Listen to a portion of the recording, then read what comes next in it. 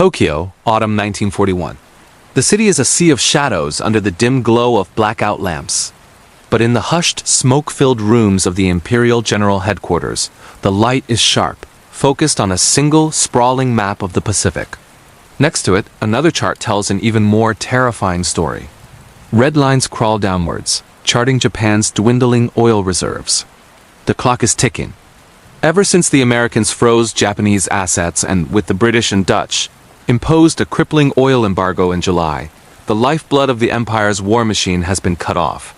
Without oil, the planes can't fly, the ships can't sail, and the vast war in China will grind to a halt. The nation has, at most, a year and a half of fuel left. A young naval staff officer, let's call him Lieutenant Tanaka, traces the shipping lanes from the Dutch East Indies to Japan. He grew up on heroic tales of Admiral Togo at the Battle of Tsushima, where the Russian fleet was annihilated in a single decisive stroke. That spirit, the belief in one swift, perfect blow, is etched into the very soul of the Imperial Navy. It's a doctrine they call Kantai Kessen, the decisive battle. It's not just a strategy, it's an article of faith. You lure the enemy fleet into your waters, you engage it, you destroy it, and the enemy, his will broken, sues for peace. This has been the plan for decades. But the Americans aren't playing along. Their main fleet isn't steaming towards Japan. It's sitting thousands of miles away, a steel beast slumbering in a place called Pearl Harbor. Across the room, a pilot, barely 20, sips his tea. He's one of the best trained to perfection, ready to give his life for the Emperor without a second thought. For him and his comrades, the world is simple. Japan is being strangled by the ABCD encirclement America, Britain, China, and the Dutch. They see the tripartite with Germany and Italy not as an act of aggression, but as a necessary alliance of have-not nations against the established, resource-rich powers. They hear the news from across the Pacific, and America deeply divided. They hear about the America First rallies, the passionate arguments to stay out of Europe's war, the neutrality acts passed by Congress. President Roosevelt makes speeches about freedom, but his people chant no foreign wars. This is the whisper that becomes a roar in the corridors of power. America will not fight. They are a nation of merchants, not warriors. They are soft, individualistic, unwilling to pay the price in blood and treasure. They are distracted by Hitler. A sudden, shocking blow would be like a punch to the jaw of a giant who wasn't expecting it. He'd stagger, he'd be stunned, and by the time he recovered, Japan would have seized the oil of the Indies, fortified a new defensive perimeter across the Pacific, and presented Washington with a fait accompli. A negotiated peace would be inevitable. It's a massive gamble, a strategic bet of breathtaking audacity, but what other choice is there? To do nothing is to slowly suffocate. The old plan, Kantai Kessen, is being turned on its head. Instead of waiting for the American fleet to come to them, they will go to the fleet. The war games are run and rerun. The risks are astronomical, but the belief holds firm. The American reaction will be one of shock, not fury. Their industrial might is a distant threat. Their national will is a fragile thing. The plan taking shape on that table under the lamplight is designed to shatter that will before it can ever be forged into a weapon of war. Smash the Pacific Fleet at anchor. Destroy their battleships in one fell swoop. The Americans, they reason, will not have the stomach to rebuild and fight their way across a vast ocean. They will not pay the price to come back. And so, in the quiet, desperate autumn of 1941, the dice are being cast based on a single, fatal assumption about the character of a nation they have never truly understood. To truly understand why Japan thought it could win, we have to step inside their world, a world shaped by decades of perceived slights and hard-won victories. It all starts after World War I. The major naval powers meet, and the Washington and London naval treaties are signed. For Japan, these treaties are a national insult. They limit the Imperial Japanese Navy to just 60% of the size of the American and British navies. Imagine being told you can only be 60% as strong as your rivals. This breeds a deep sense of grievance, but also a powerful, almost obsessive drive for perfection. If they couldn't have quantity, they would achieve absolute quality. They developed a doctrine centered on offsetting a larger foe with superior training, technology, and most importantly, fighting spirit. This belief in spirit over steel wasn't just theory, it was proven in their eyes by history. They looked back to 1905 when their small, rising nation stunned the world by defeating the massive Russian Empire. That victory became a foundational myth. Disciplined will and sacrifice could overcome any material disadvantage. Decades later, their armies were seemingly proving this again on the battlefields of China. They saw their soldiers endure incredible hardship and win against numerically superior forces. The lesson seemed clear: industrial might isn't everything. The warrior's soul, the Yamato Damashi, was the ultimate weapon. Picture a classroom at the Naval Academy in Itajima. Young, dedicated cadets trace lines on a map of the vast Pacific. They plot the expected routes of the U.S. fleet, not with dread, but with analytical coldness. Their entire training is geared toward a single decisive battle, a modern-day Tsushima where they would annihilate the American Navy in one glorious engagement. They wargame these scenarios relentlessly. But there is a crucial flaw in their planning. The wargames often start with an American advance that the Japanese get to shape and respond to, not a surprise attack on their own turf. They were planning the war they wanted to fight, not necessarily the war they would get. Meanwhile, in Tokyo, cabinet members are discussing reports from their diplomats in Washington. They read translations of American newspapers, highlighting articles where columnists argue against foreign entanglements. They hear about the America First movement, about massive rallies where figures like Charles Lindbergh passionately argue for isolationism. Their ambassador reports back that American politics is paralyzed. The Great Depression has ravaged the country, and President Roosevelt is preoccupied with the war in Europe, carefully navigating a Congress that is fiercely debating every move to aid Britain. The image they formed was of a deeply divided nation, unwilling and unable to fight a two-ocean war. This perception was clouded by a mutual and dangerous racial arrogance. The Japanese were still stung by the 1924 U.S. Immigration Act, which effectively banned Japanese immigration, a policy they saw as a profound racial insult. In turn, some of their own propaganda painted Americans as a soft, decadent, pleasure-seeking people who lacked the stomach for a real fight. They believed American individualism was a weakness, not a strength, and that a society focused on consumer comfort would quickly crumble in the face of hardship and sacrifice. They weren't entirely wrong about the existence of these currents in American society, but they disastrously misinterpreted their depth and significance. They saw the debates and the political divisions not as the messy, noisy process of a democracy gearing up for a fight, but as fundamental weakness. This toxic cocktail of grievance, overconfidence, and miscalculation slowly hardened into official policy. The logic became inescapable in their minds. They didn't need to conquer America, they didn't need to march down Pennsylvania Avenue. They just needed to land one devastating blow right at the start. A knockout punch at Pearl Harbor would cripple the U.S. Pacific Fleet, seizing the initiative and allowing Japan to The year is 1940. For Japan, the world is shrinking. The protracted war in China has become a quagmire, and the international response is a tightening noose. The United States in particular is squeezing Japan's lifeline. First scrap metal, then aviation fuel, and finally, in the summer of 1941, a full-blown oil embargo. Suddenly, the gears of Japan's war machine are grinding to a halt. Military planners look at their oil reserves and see a countdown timer, roughly 18 months. After that, the tanks stop, the planes are grounded, and the battleships become floating steel coffins. The nation is at a strategic crossroads, a point of no return. Inside the halls of power in Tokyo, a fierce debate rages. Two paths, two destinies. The first is Hokushinran, the Strike North doctrine. Championed by the Imperial Army, they see a golden opportunity. Germany has just invaded the Soviet Union. A swift strike into Siberia could seize vast resources and eliminate the Soviet threat from their Manchurian border. It's a tempting prize. But the Imperial Navy has a different vision, Nanshinran, the strike south. Their eyes are fixed on the resource-rich colonies of Southeast Asia, the rubber of Malaya, the tin, and most importantly, the oil of the Dutch East Indies. This is the fuel they desperately need. The Navy argues that a war with the Soviets is a land-based slog, but seizing the South plays to their strengths. The debate is vicious, a power struggle between the two arms of the military. Ultimately, the Navy wins. The southern path is chosen. But everyone in the room understands the monumental risk. This path leads directly into a confrontation with the United States. Prime Minister Fumimaro Konoe, an aristocrat caught in the political crossfire, desperately tries to find a diplomatic off-ramp.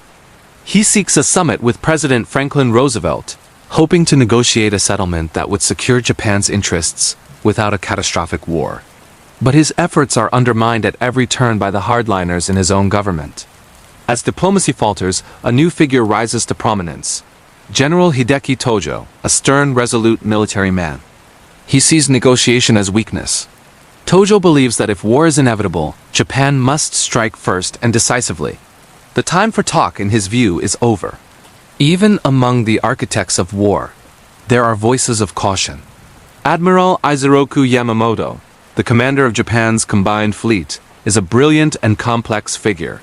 He studied at Harvard, served as a naval attaché in Washington, and understands American industrial power better than almost anyone. He is tasked with planning the war, yet he harbors deep private misgivings. In conversations with his colleagues, he reportedly warns that Japan could run wild for 6 months, perhaps a year, but after that, he has no confidence whatsoever in a final victory. He knows the American giant, once fully awakened, will be unstoppable. His warning is a chilling prophecy, but it is a private one. Publicly, he does his duty. The plan he devises is audacious, a masterstroke of calculated risk. It isn't meant to win a protracted war. Yamamoto knows that's impossible. The goal is to buy time. The attack on Pearl Harbor is designed to be a knockout blow against the U.S. Pacific Fleet, specifically its battleships, the pride of the American Navy. The shock of the attack, they believe, will shatter American morale. While the U.S. reels, Japan will rapidly seize a vast defensive perimeter, stretching from Malaya and the Philippines down through the Dutch East Indies and New Guinea. Once this fortress is established, they will dig in and dare the Americans to cross an ocean and fight a bloody island-hopping campaign. The hope, the gamble, is that a war-weary America will eventually accept a negotiated peace that leaves Japan in control of its new empire. As the autumn of 1941 wears on, the diplomatic dance becomes a death spiral. Washington demands Japan withdraw from China. Tokyo sees this as an unacceptable humiliation. The tension culminates on November 26th with the Hull Note, an American diplomatic proposal. To the Japanese leadership, it isn't a proposal. It's an ultimatum, a demand for complete capitulation. For Tojo and the military council, this is the final straw. The decision is made. The order is given.